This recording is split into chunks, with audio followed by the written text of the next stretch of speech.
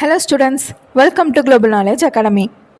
Previous sectionல organic chemistryல இருக்கிற naming reactionsக்கான part 2 video பார்த்தோம். அந்த செக்ஷனோட continuation தான் இந்த செக்ஷன். இந்த part 3 செக்ஷன்ல ஃபர்ஸ்ட் நம்ம பார்க்க போகிறது Ettard reaction. இந்த ரியாக்ஷனில் உங்களுக்கு என்ன நடக்கும்னா aromatic methyl group containing compound வந்து உங்களுக்கு ஆக்சிடைஸ் ஆகி aldehyde group வந்து ப்ரொடியூஸ் பண்ணும். இந்த ரியாக்ஷனில் நம்ம என்ன ரியேஜென்ட் யூஸ் பண்ணுறோம் அப்படின்னா chromyl chloride CrO2Cl2. Next reaction Cannizzaro reaction.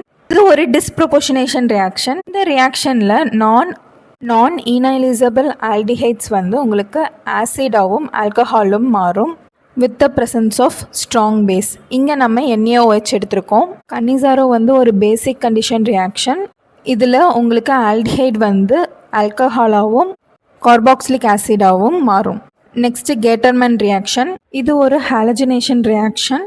இந்த ரியாக்ஷனில் உங்களுக்கு அரோமேட்டிக் டைசோனியம் சால்ட்ஸ் வந்து காப்பர் ப்ளஸ் ஹைட்ரஜன் ஹாலைட்ஸ் கூட ரியாக்ட் ஆகும்போது உங்களுக்கு அரோமேட்டிக் ஹாலைட்ஸ் வந்து ப்ராடக்டாக கொடுக்கும் வித் நைட்ரஜன் கேஸ் லிபரேஷனோட.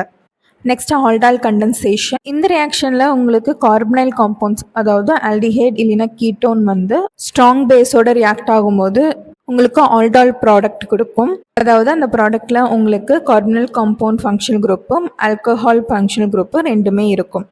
அதனால தான் அதை ஆல்டால்னு சொல்கிறாங்க. இந்த ஃபார்மேஷன் ஆன ஆல்டால் வந்து டீஹைட்ரேஷன் போகும்போது உங்களுக்கு alpha beta unsaturated carbonyl compound வந்து கொடுக்கும். அதாவது நீங்கள் ஆல்டிஹைட் எடுத்திருந்தீங்கன்னா ஆல்டிஹைட் கொடுக்கும், இல்லைன்னா கீட்டோன்ஸ் வந்து கொடுக்கும். அதான் ஆல்டால் கண்டென்சேஷன். இதுக்கான ரியேஜென்ட் வந்து strong base NaOH. Next reaction வந்து ஆஃப்மேன் புரோமின் ரியாக்ஷன். இந்த ரியாக்ஷனில் உங்களுக்கு பிரைமரி அமைடு வந்து பிரைமரி அமீனா கன்வெர்ட் ஆகும் இந்த presence of bromine plus strong ஆல்கைன் அதாவது ஸ்ட்ராங் பேஸோட. அமைட்லேருந்து அமீன் மாறும்போது உங்களுக்கு ஒரு கார்பன் காம்பவுண்ட் வந்து கம்மியாக ப்ராடக்ட் ஃபார்ம் ஆகும். Last one Gabriel phthalimide synthesis. இந்த ரியாக்ஷன் மூலமா நீங்கள் தாலமைட்லேருந்து பிரைமரி அமீன் கன்வர்ஷன் பார்க்கலாம். இந்த ரியாக்ஷனில் ஃபஸ்ட்டு தாலமைட் வந்து பேஸோட ரியாக்ட் ஆகும். பேஸோட ரியாக்ட் ஆகி உங்களுக்கு தாலமைல் சால்ட் வந்து கிடைக்கும். தென் அந்த சால்ட்டோட வந்து அல்கைல் ஹாலைட் ரியாக்ட் ஆகும்.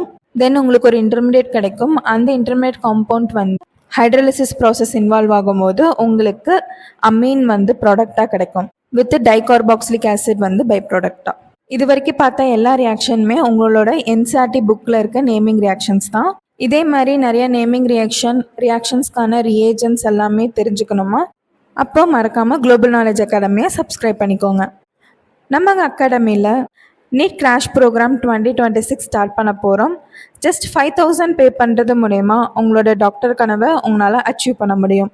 இந்த கோர்ஸ் பற்றி ஃபுல் டீட்டெயில்ஸ் தெரிஞ்சுக்க குளோபல் நாலேஜ் அகாடமிக்கு மறக்காமல் கால் பண்ணுங்கள். தேங்க்யூ.